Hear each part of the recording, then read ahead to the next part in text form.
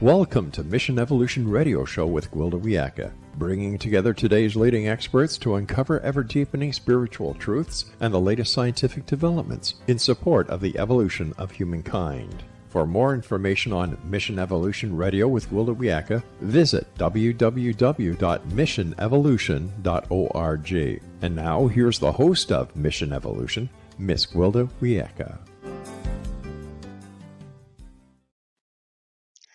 Toxic teeth. Have you ever wondered what toxins go into our dental work and the long-term impact on the human health?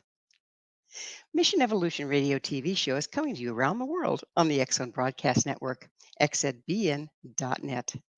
With us this hour to explore hidden toxins behind all diseases is Thomas E. Levy. Dr. Levy is a board-certified cardiologist and a bar-certified attorney that was inducted into the Orthomolecular Medicine Hall of Fame in 2016. After practicing adult cardiology for 15 years, he began to research the enormous toxicity associated with dental work, as well as pronounced ability of properly administered vitamin C to neutralize this toxicity. He's now written 13 books, with several addressing the wide range properties of vitamin C. His website, tomlevymd.com. Dr. Levy, thank you for joining us on Mission Evolution. Happy to be here, Gwilda. Thank you for having me. So, as a cardiologist, what drew you to research toxicity? Well, I guess you could say there's an expression out there that is, when the student is ready, the teacher will appear. And that was the case for me back in 1994. I was practicing cardiology in Colorado Springs, Colorado. And I happened to meet a maverick dentist by the name of Dr. Hal Huggins, who, for those who don't know anything about him, is he's really the first true biological dentist, I think, on the planet. And to make a long story short, we got acquainted. And even though I had a very busy cardiology practice, he invited me to his clinic. He had people coming in from around the world to get a 2-week treatment. And I saw things that medicine told me don't exist. And I'm not in the habit of denying what my eyes have beheld. And at one point in time, I was at his clinic and I saw a little old lady got out of a wheelchair to get into her dental chair, just really weak, debilitated, getting hours of dental work, extractions, etc. The type of stuff, that puts a college student to bed for a week, like when the wisdom teeth come out. And she started getting more and more and more animated and energized as everything went by. And I said, well, this doesn't compute. And Dr. Huggins walked in and pointed at the IV. I said, well, thanks. I know what an IV is, Hal. He said, no, it's what's in it. I said, okay, I'll bite what's in it. And he said 50 grams of vitamin C.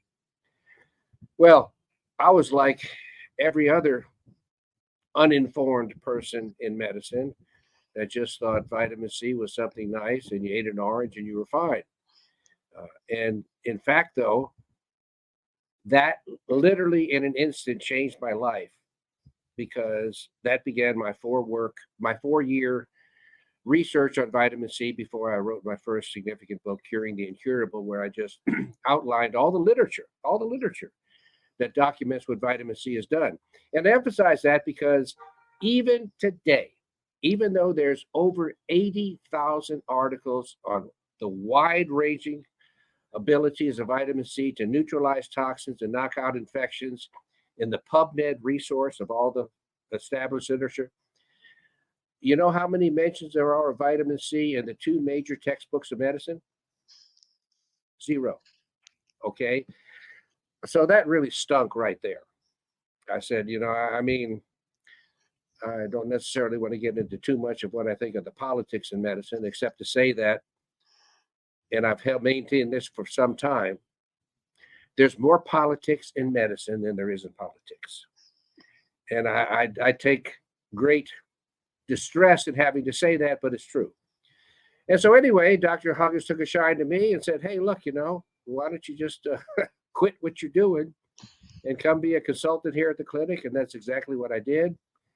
And that started in 1994 and saw so many different things. And as I like to say, too, I got my first true medical education from a dentist. Okay. You gotta love that. Yeah. Dr. Huggins taught me what nutrition and blood chemistries and that was all about. And I took what he has and I've tried to expand on it a bit in the past couple of years.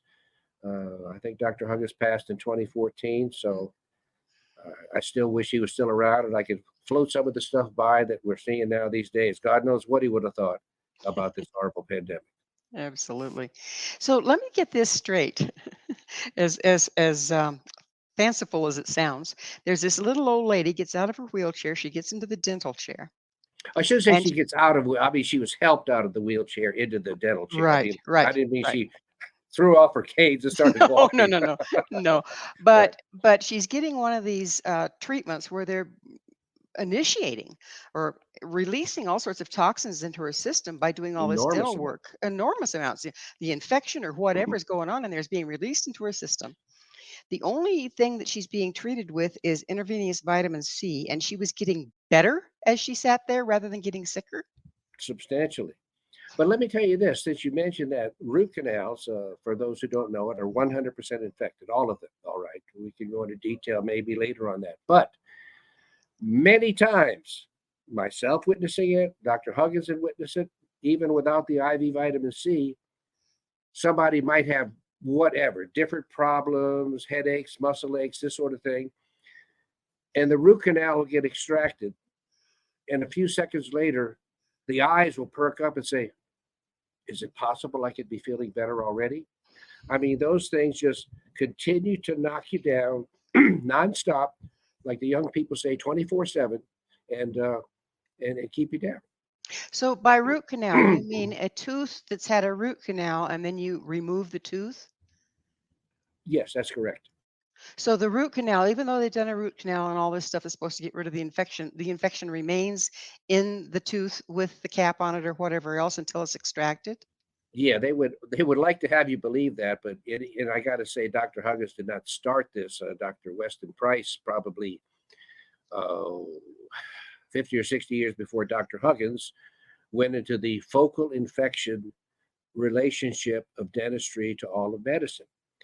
And the root canal procedure, Gwilda, all right, is basically somebody comes to you because the tooth hurts. I mean, we're very simple people. We hurt, we want pain relief, okay? And I don't knock that. That's who everybody is. So, but nobody goes to the dentist feeling fine and wanting to have something done to a tooth. So they go there because it hurts. It hurts because it's infected, okay? And what do they do in the root canal procedure? Well, they literally shave off the top of the tooth and core out. They have a soft pulp inside the tooth that has the nerves and the blood supply and the connective tissue, and all the stuff that makes it a vital organ, if you will. And they naturally root out all of that. So in the process, they cut all the nerves. So basically, they embalm the tooth because it's still infected, but it no longer has the nerves coming out for you to feel the pain. I mean, how brutal is that? How crude is that? But that's how it's done. And they're always done because the teeth are infected. But just to make something else clear too, if for the sake of argument, and this drives me crazy, I've heard of some dentists actually telling patients we need to do a root canal on this tooth to keep it from getting infected, which is just bonkers. But anyway, once you've done a root canal, if for the sake of argument it wasn't infected for, it's going to become rapidly infected, because what do you do when you take out the pulp of the tooth?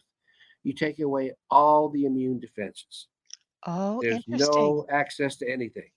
So And, there's and a, immune responses built into the pulp of the tooth. sure, sure. I mean, there's immune responses wherever you have a blood supply and a nervous supply, and that's what the pulp is inside the tooth. So, Okay. and once a tooth is infected, it starts to break down the inside of the pulp. It destroys the structure of the tooth. It makes it called necrotic. That's basically like the term that you use when something is filled with pus. It Hmm. becomes Hmm. necrotic. And there's no way at that point in time that you can ever save the tooth again. I mean, in terms of restoring it to normal. I mean, you can do the root canal and probably be pain free and then be chewing on this infected tooth for however much longer you live. And are But you, as you chew on the infected tooth, are you then releasing that infection into the whole system? boy, are you. Between two molars, which is a common site for this, not limited to that, but between two molars, you probably generate more pressure than anywhere else in any biological system. I mean, when two molars get together like that, the amount of pressure that's generated there is enormous. Now, quite logically, what you just asked was, what does that do? Well, characteristically, a root canal or an infected tooth that's not been root canaled, either one, accumulates a collection of pus at the tip of the tooth as it drains the infected pulp. And so, yes, what happens? You chew down on that and you express the pathogens and the toxins directly into the venous system. And what's just as bad, and the ladies need to listen to this, is you also push it into the lymphatic drainage of the tooth. And the lymphatic drainage goes straight down into the breasts. Oh my I goodness. mean, breast cancer would not exist without infected mouths. Period. Oh my End of goodness. story. End Well, of story. we're going to have to pick up on that interesting little tidbit on the other side of a station break. Okay. Dr. Levy and I will return very shortly, so don't you go away. This is Mission Evolution, www.missionevolution.org. What does breast cancer have to do with your teeth? With us this hour discussing toxicity in human health is the author of 13 books addressing the topic, Dr. Thomas E. Levy. Dr. Thomas, let's continue with that tidbit you just threw out there that links breast cancer and toxic teeth. I would call it more than a link. A lot of times that people use the term, or scientists use the term link, association, correlation. No, this, Gwilda, is cause and effect. Cause and effect. Now, the interesting thing is, let's first go into a little bit about the physiology of cancer and disease in general. All disease, 100% of disease, is when you have an increased amount of oxidized biomolecules compared to normal reduced biomolecules. Oxidized meaning they've lost electrons, reduced meaning they have all the electrons that they need. That's it. There's no other disease process than that. Now, for a cancer to develop, you need the highest levels of oxidative stress you could find, short of the cell killing itself. Because when oxidative stress gets so high, then you have a self-killing mechanism called apoptosis where the cell dies. But short of that, the astronomical levels of oxidative stress is then what causes the the malignant nature to develop and cells to start replicating, etc. So then this begs the question, if it's astronomical levels of oxidative stress that is the primary provocative initiating cause for cancer, and this applies to all cancers, what circumstances cause such astronomical levels of oxidative stress? And the answer is a single word: infections. Okay.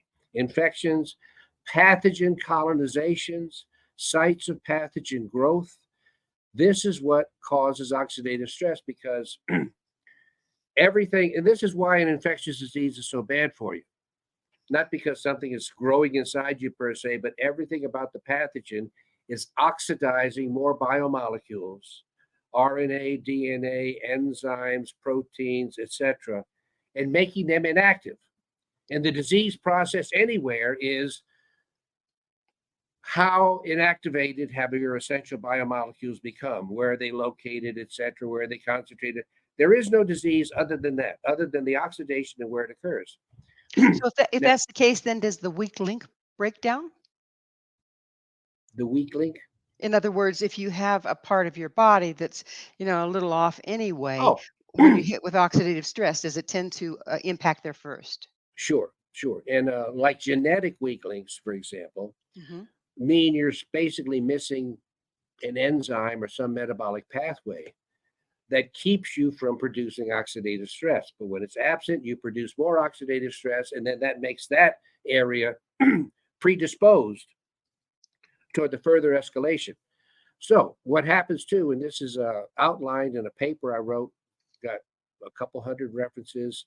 You mentioned my website, tomlevymd.com. It's called Root Canals Cause Breast Cancer Frequently. Okay. And all the documentation there. But the point I want to make there is, and we actually have thermograms where you can actually see, not all the time, some patients with the root canal, you can see the red line going from the root canal, tracking down the lymphatic channel and going straight into the breast. Oh my.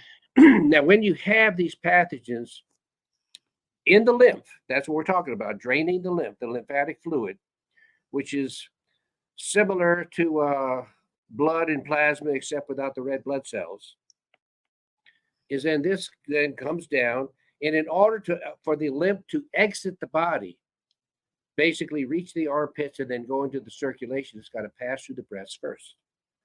Oh. So the breasts, if you will, are actually more or less filtration organisms for this toxic lymph coming out of your mouth. Now, we know from studies where you develop a breast cancer, there's an astronomical increase both inside the cancer cell and surrounding the cancer cell of these pathogens. Plain and simple. They've been cultured out, they've been documented. And so then this comes in, well, what are the factors then that escalate this mechanism? Well, obviously the first mechanism is if you're draining infection, it's going to work. It's going to be a lot easier to develop foci of infection in the breast and elsewhere, and eventually in the armpits. Because remember, the purpose of the lymphatic system is to eventually render the lymph sterile. Okay, that's what it's trying to do before it finally exits the lymph nodes and goes back into your circulation. Otherwise, everything you'd be encountering outside the blood system would go inside your blood and begin a sepsis or a bacteremia or something of that sort. Now, so accumulation is one thing. So concentration, accumulation. This is why, and maybe a lot of folks don't know this, but the larger breasted women are more prone to breast cancer. And in fact, women that have reduction mammoplasties reduce their tendency, predilection toward breast cancer. Well, why is this? Gravitation, Gwilda. Gravitation. I mean, for a large breast is pendulous. It's it's got to work its way back up to go out through the armpits and the lymphatic nodes there.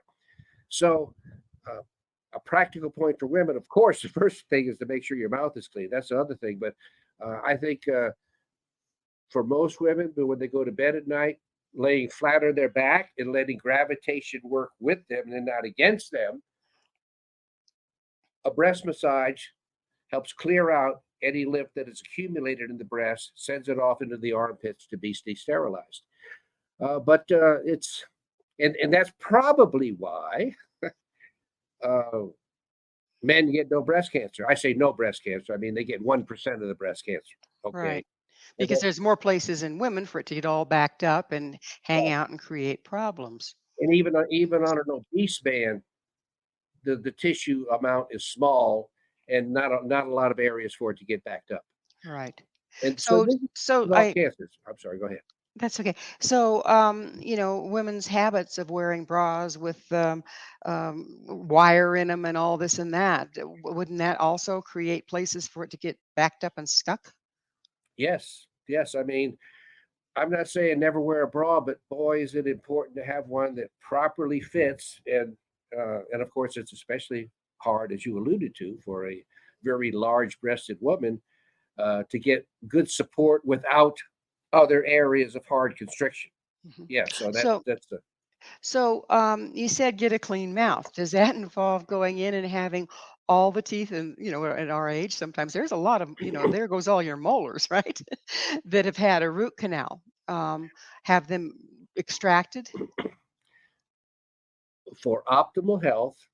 Yes, the root canals have to go, and they have to be extracted properly because um, and there's a lot of dentists that'll take out a tooth and then they just wait for the blood to stop bleeding, and the procedure is done. Well, in the case of the root canal, the tooth needs to come out, and then you need to scour out the remaining part of the socket collagen in the infected bone at the bottom to allow good, healthy bone to grow in.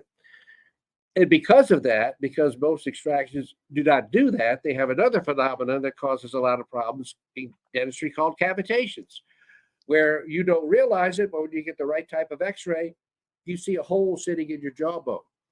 And that hole is filled with, technically speaking, gangrenous material, infectious gangrenous material. So you need the root canals out. You need good gum care because it's usually, almost always, chronically infected gums that either lead their way to get inside the tooth that way or that a cavity up top lets pathogens down.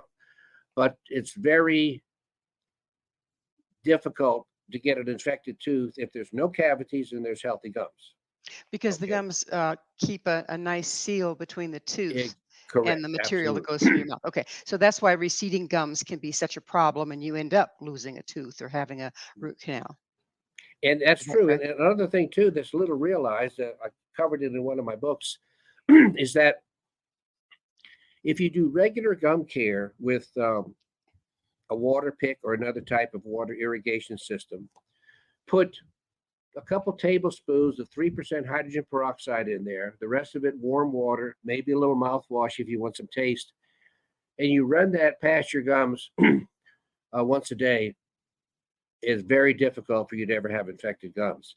Matter of fact, some dentists appreciate me saying this, others go crazy, is I am completely anti-flossing, okay?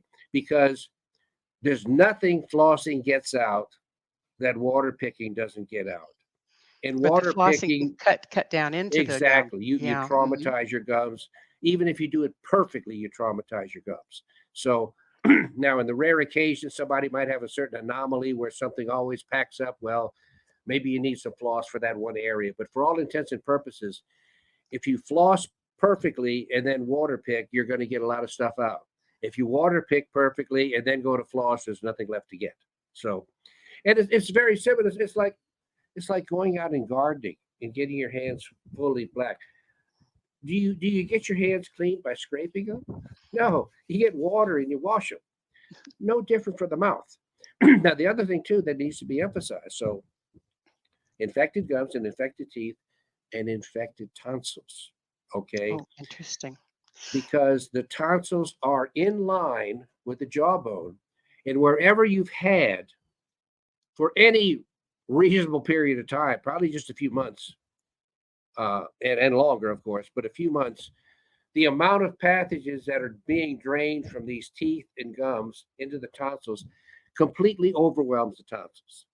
The tonsils are what I call wimpy immune organisms. They can deal Well, with a little low grade presence, but when you flood them, they just we're become infected themselves. we're going to have to pick up on the tonsils on the other Okay. side of a station break. Dr. Levy and I will be right back to continue our discussion. So stay right there. This is Mission Evolution, www.missionevolution.org. Is there something that can neutralize all toxins and resolve most infections? This is Mission Evolution, missionevolution.org. With us discussing effective treatments for eliminating toxicity and the resulting diseases is Dr. Thomas E. Levy. His website, tomlevymd.com. Dr. Levy, let's get practical. I'm sure everybody now is going, oh, I have to lose all my teeth to find my health, around like this.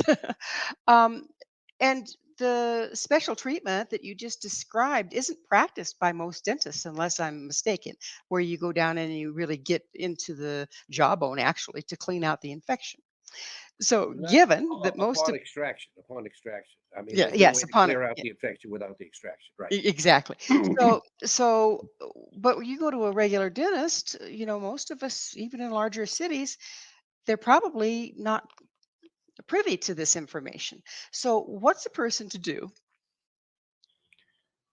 You need to do your best to, with an online search, find what's called a biological dentist, and they have some organizations.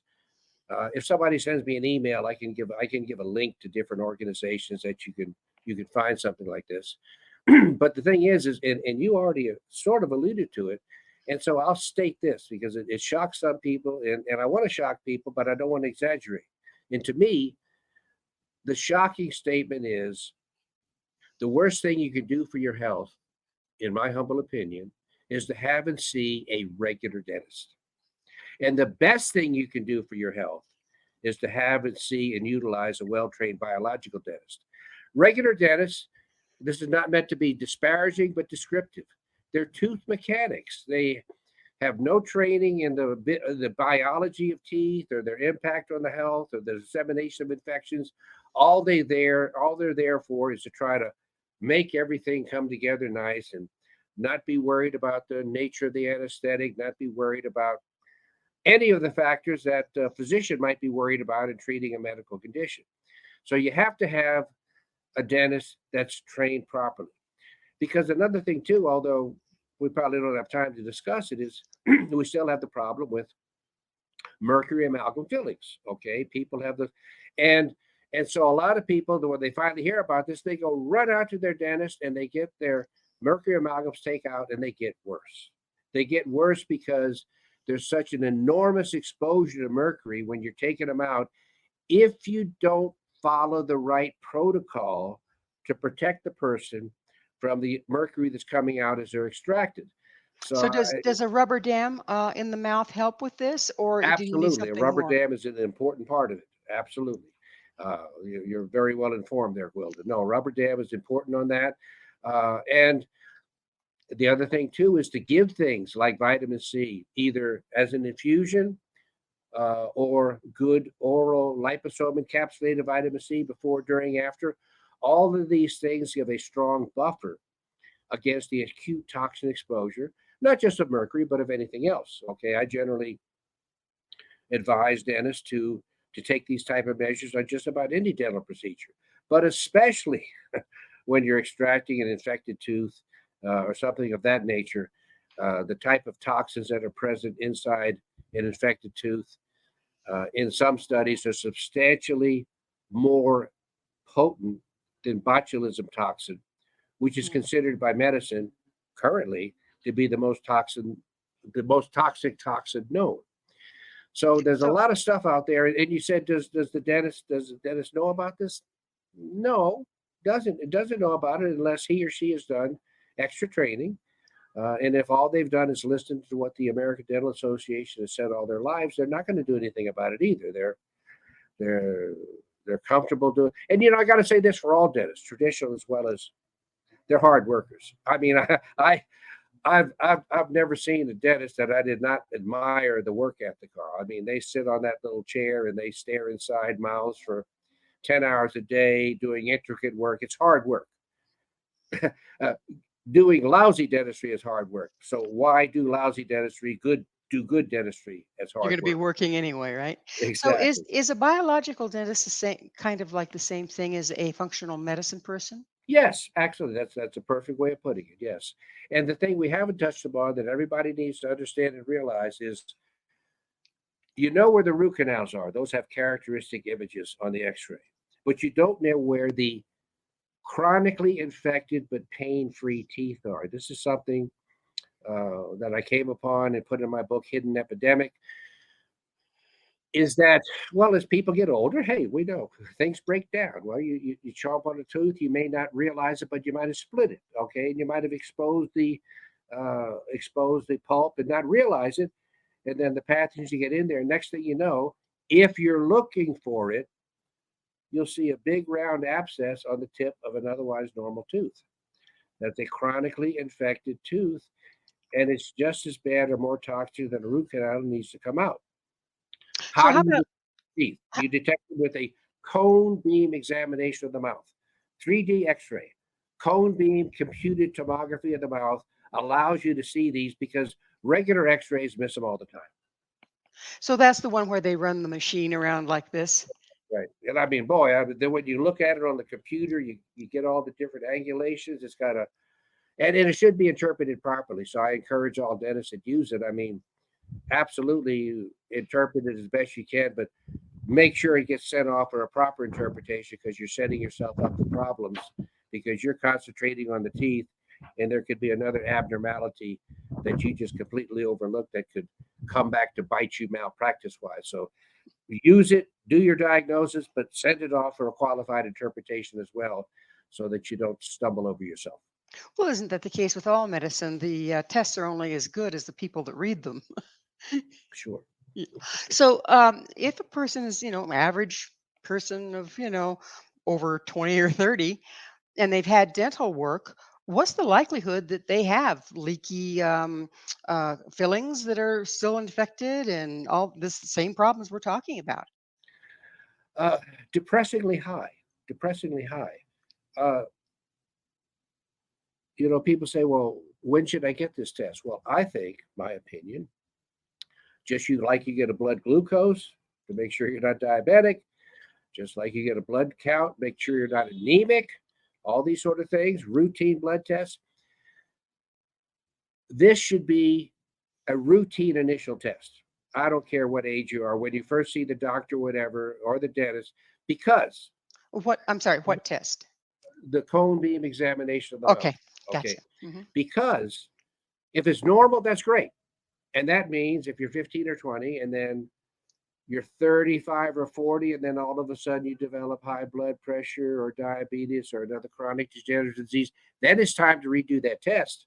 And you'd be amazed how many times the excess toxin load, oxidative stress from that infected tooth pushes your body over the edge on any of a number of other chronic diseases. Because remember, like I said, I'll repeat, all disease is too much oxidative stress, too many biomolecules not functioning because they don't have all their electrons.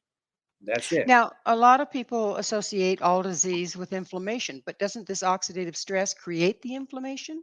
That's correct. All a matter of definition. Very good, because vitamin C is the prototypical antioxidant and the most important one in the body.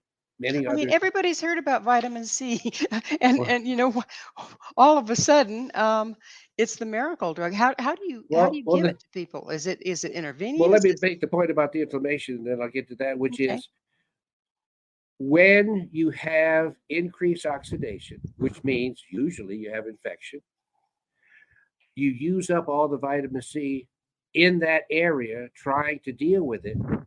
And when the vitamin C goes down to zero or near zero, then inflammation results. So, really, severe acute focal vitamin C deficiency is the same thing as severe focal inflammation. You can't have one without the other. If you have inflammation, you don't have vitamin C there. And if you don't have vitamin C there, you have inflammation. And then the inflammation triggers an acute immune response. And this is interesting because guess what? The first cell of the acute immune response it's the monocyte, which has 80-fold, 8,000% more vitamin C inside it than any other cell. So it's So learn from the literally body, right? right. It's the immune system, as I put it together, you won't find this in a book. I see the primary role of the immune system, if not just about the only role, but the primary role is to quench inflammation. And the way it quenches inflammation is by delivering vitamin C to the areas that are most depleted. And so the more inflammation you have in your system, and with our lifestyles and everything going on right now, it's probably a lot for most people that are middle age or over, No then you're question. just burning vitamin C like crazy.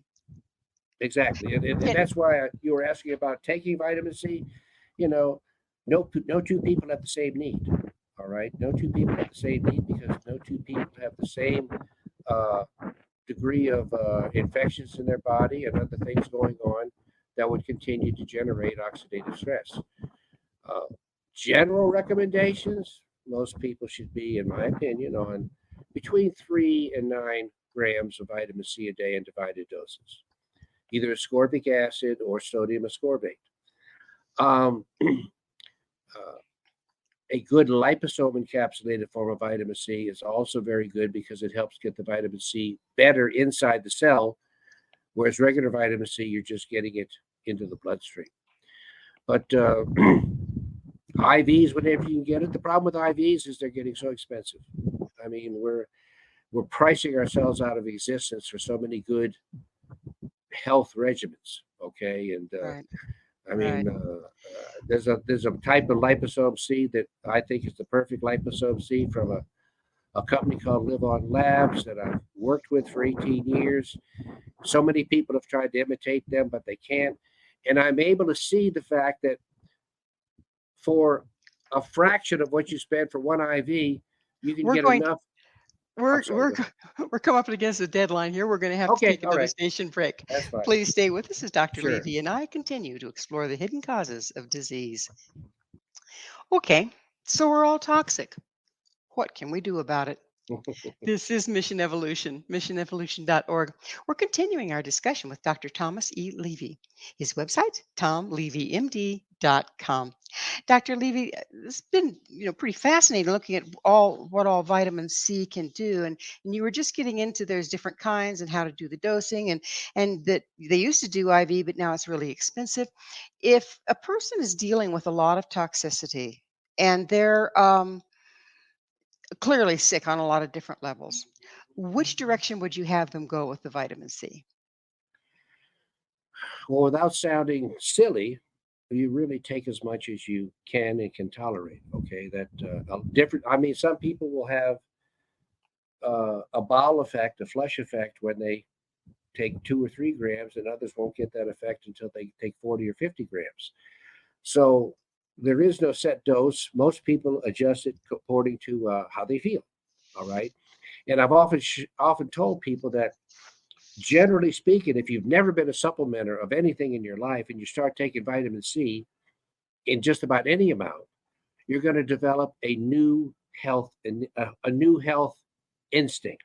You're going to become so much more aware of your body, and you're going to finally realize that some days where you thought you were feeling good, you weren't really feeling good. You were just getting by. And then because of that new health intuition, and once you get on a certain dose of vitamin C, then you're much more able to know when you're having perhaps a new infectious stress coming into your body because it knocks you down. Doesn't make you sick, but you say, "Wow, I'm not perky today like I was yesterday."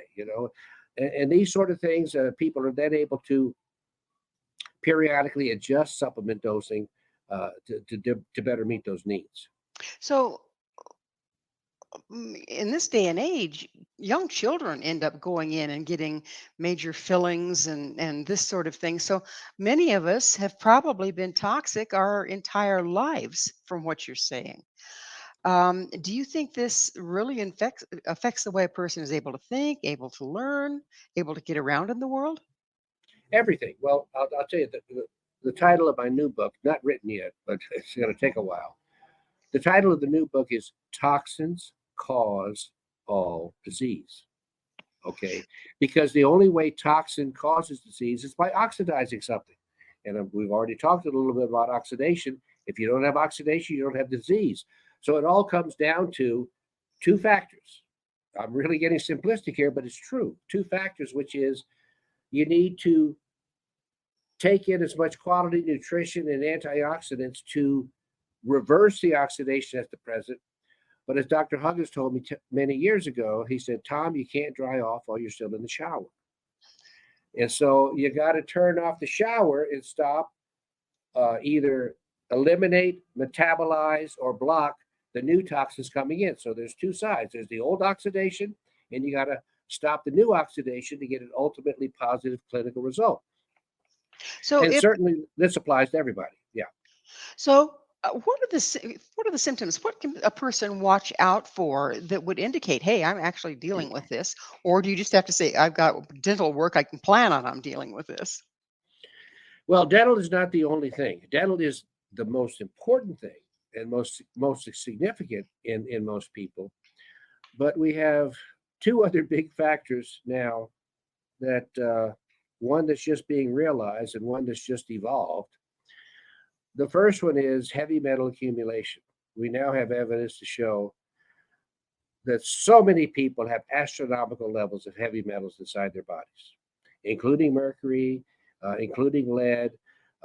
And just because they don't have a flagrant disease doesn't mean they don't have 75, 85, 95% of the accumulation that's going to precipitate that disease once enough new oxidative stress comes in. So a topic beyond what we could deal with, but people need to be with a functional doctor that can help them do different forms of chelation and start getting these metals out.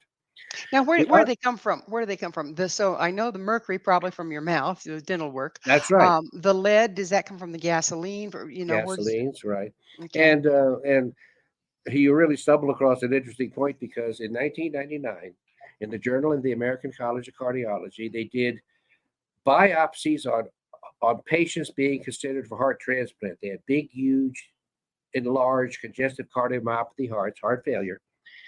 And in the biopsy, they did heavy metal levels. And and they found there to be 2,000 fold, that's 2 million%, 2,000 fold more mercury inside those cells. They found 1,000 fold more antimony inside those cells. And that a lot of people haven't heard of antimony. But guess what? Antimony is a heavy metal that's just as toxic as arsenic. And you know where we get most of it? Water bottles, plastic water bottles. Of course. Okay.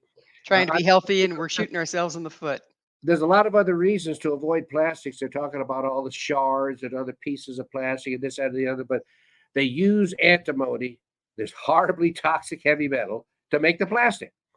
So when you have a bottle and it's hot and it's been sitting out there, I talked to one veteran who had been in Iraq.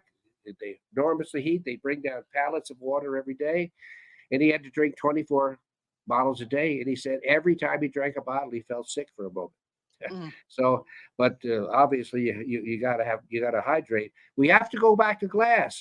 Gwilda, why is it Coca-Cola was in bottles eons ago and now it's in plastic? Let's go back to bottles.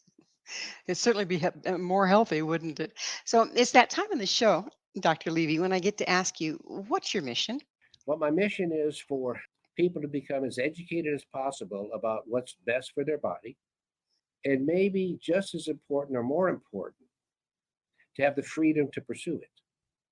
Okay, I told you before that there's more politics in medicine than there is in politics. And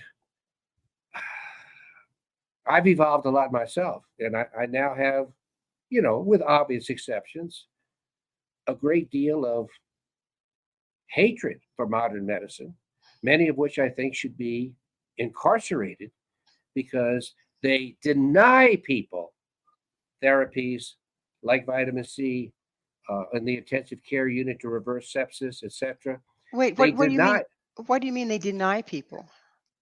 I mean, families will come up, they'll have another doctor consulting with them, they'll have a pile of articles this high that say, please give my father, mother, brother, sister IV vitamin C, and they say no. That doctor where that patient dies needs to go to jail. Hmm. So now I'm not saying all doctors are like that, but a depressingly large number are. I mean, that's probably the type of email I've gotten more frequently over the last 15 to 20 years than anything else is the ICU intensive care. How do I get my dying family member intravenous vitamin C? Same thing over and over and over again. So So are the tests out there? Is there the evidence that that we can present to the medical people? sure, Um, remember the 80,000 plus articles I told you about? They're all mhm, there. They're okay. all there. They're all unequivocal. They're not suggestive. They're unequivocal. Are they peer That's what. That's reviewed why. and all That's that why I fun use. stuff? That's why I use the term evil for modern medicine. I don't throw out inflammatory words lightly. I'm also a lawyer. I know what words mean, and I know their significance. And I'm not trying to inflame. I'm trying to inform. And there you go. Trying to inform. And if I can inflame to inform, that's okay too. But the point is what I'm saying is factual.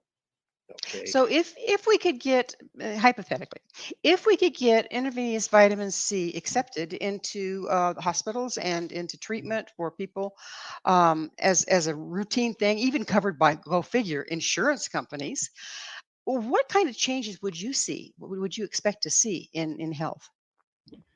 If vitamin C were completely, and some other important nutrients, but vitamin C in particular, and there's a lot of reasons I could tell you, but in particular, if vitamin C were used completely, freely, conservatively, in my opinion, it would eliminate the need for over 50% of all pharmaceuticals. Well, Maybe a lot more, but I'll stay conservative and say 50%. there's the motivation, right? Yeah, yeah, I don't need to spell out that motivation too much further, do I? No, no, no. So, what outside of vitamin C, and we're about out of time, but outside of vitamin C, what are the best supplements to deal with chronic disease? I put together what I call my Super 8 supplements. It's not that I'm selling them, so I'm not making any money on this, but my Super 8 are vitamin C multigram, magnesium multigram, vitamin D3 to get a level above 50, vitamin K2 for calcium metabolism, and then the big four for increasing energy production inside your cell via ATP, which is niacinamide multigram, riboflavin, which is vitamin B2, 400 milligram, coenzyme Q10. These are all parts of the electron transport chain in the mitochondria, up to a gram a day, and methylene blue, which actually goes in at the end and starts triggering massive amounts of ATP production. The number of people that have started this Super 8, the feedback I've gotten is enormous. I've Oh, only put that's it together about a year ago. well, that's wonderful. Unfortunately, we are out of time. But Dr. Levy, thank you so much for coming on the show and sharing your knowledge with us. My pleasure. Thanks for having me, Gwilda. Our guest this hour has been Dr. Thomas E. Levy. Dr. Levy is the author of 13 books covering toxicity, nutrition, disease, and health. To find out more about Dr. Levy, where you can find his books and all he has to offer, visit his website, tomlevymd.com. This has been Mission Evolution with Gwilda Wiyaka. For more information or to enjoy our past archived episodes, visit our website, www.missionevolution.org.